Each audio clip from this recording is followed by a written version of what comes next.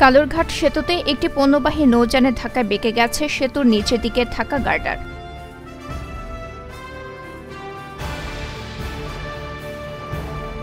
দলীয় সিদ্ধান্ত মেনে উপজেলা নির্বাচন থেকে সরে দাঁড়ালেন পেকুয়া যুবদলের সভাপতি কামরান জাদিদ মুকুট ও স্বেচ্ছাসেবক দলের আহ্বায়ক আহসানুল্লাহ।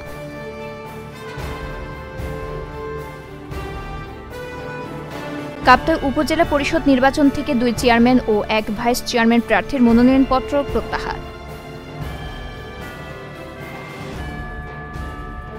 রাঙ্গামাটিতে ন্যাশনাল ডিবেট ফেডারেশন বাংলাদেশে 2 দিন ব্যাপী 11তম NDF BD national youth leadership training camp অনুষ্ঠিত হবে কাল।